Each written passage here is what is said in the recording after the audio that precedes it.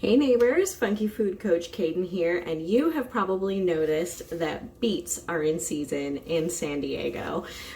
We are on probably week 3 or 4 of beets going out, and the good news is there is a lot you can do with these babies, and because we're getting them so frequently, I wanted to give you a super easy idea today for how to use up your beets, fulfill some midday snack cravings, and also be kind to your body at the same time. So let's talk about today's recipe, which is baked beet chips. Say that 5 times fast. All right, so to get started, I preheated my oven to 375 degrees. And while that warms up, I want to take a minute to talk about the beets that you are finding in your box. You may have noticed that your beets are actually counting as 2 separate items on that little insert checklist. The beet root, and then of course, the beet greens. And that's because when you get one of these in your box, you really should be eating the whole vegetable. There's a lot of nutrition and they both taste really great. Both of these are a great source of fiber, vitamin B, and even some iron and magnesium as well. Now, most of us might take a beet and roast it or boil it or, something really simple that just gets it on the table super fast. But you can use these to add really nice color to a lot of your foods as well. So you can blend this up and add it to hummus or maybe pesto if you want to have a really nice red color. If you're doing baked goods, you can add some beet juice or some blended up steamed beets to pancakes or cakes, and it gives it a really beautiful pink color. So this can add some really fun, just kind of playful colors to the foods that you're making if you don't want to just use it for, of course, a side dish.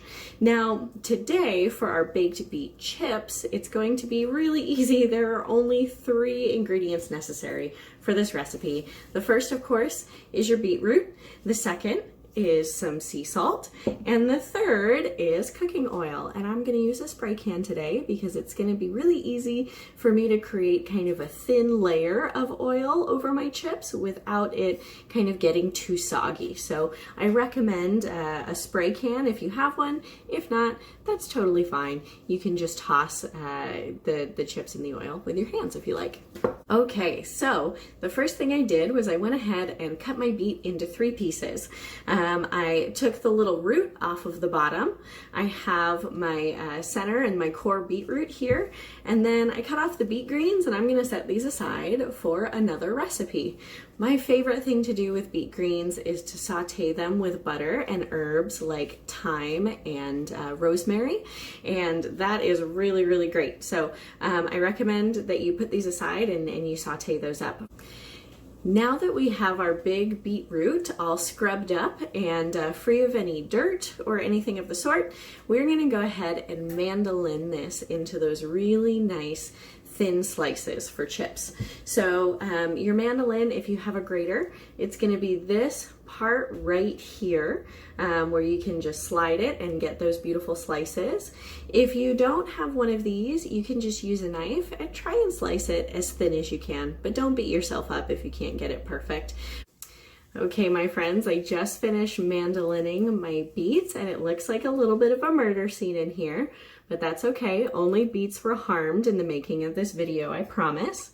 So what you should have now is a big pile of thinly sliced circles to your beets. So they should look kind of like this. I'll admit, mine didn't turn out perfectly circular. I'm no Martha Stewart. That's okay. All you really need is some enthusiasm and your best intentions, and it's going to turn out great in the end anyway.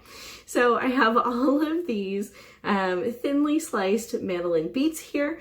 I am going to go ahead and pull out a cooking tray and start getting these prepped for the oven. All right, now I have all of my beet circles laid out on my cutting board just like this. And what I am gonna do is I'm gonna take this paper towel and I'm gonna go ahead and dab up all of the extra moisture from those beets so that we can get them a little bit dried out and ready for baking in the oven. Once I've patted them down with the paper towel, I'm going to take the salt and just kind of crank a thin layer of salt over the beets. It's going to help draw out that excess moisture. So Go ahead and get that salt on there. Wait about 10 minutes before you come back and you start putting them on your pan.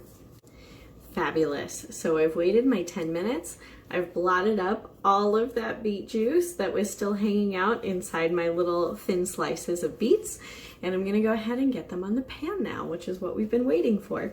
So you're probably gonna need more than one pan because it's really important when we lay the beets on the pan that they aren't overlapping or touching each other because we want them to cook really nice and evenly.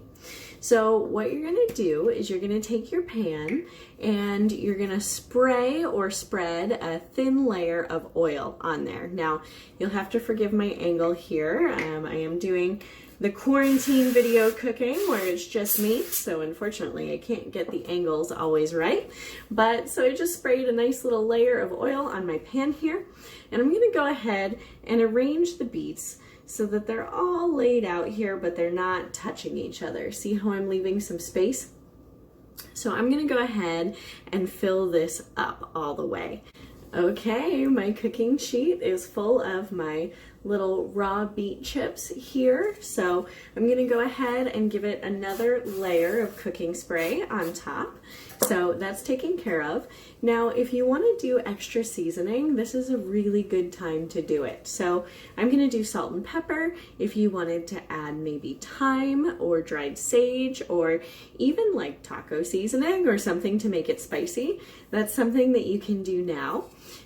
So I'm gonna go ahead and put my spices on here, and I'm gonna go ahead and get it in the oven, and I'm gonna let it sit for 20 minutes in there, of course, checking in just to make sure that everything is going well along the way.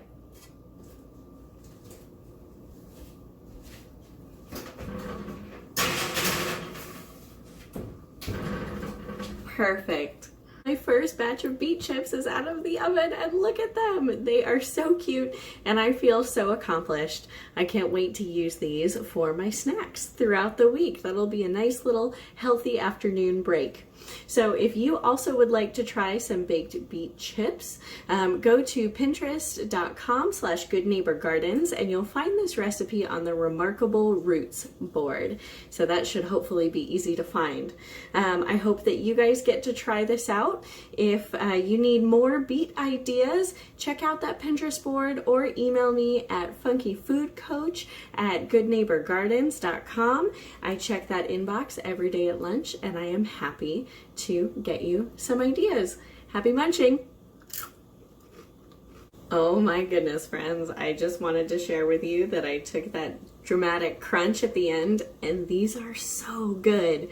I really hope you try them. Oh my God, amazing.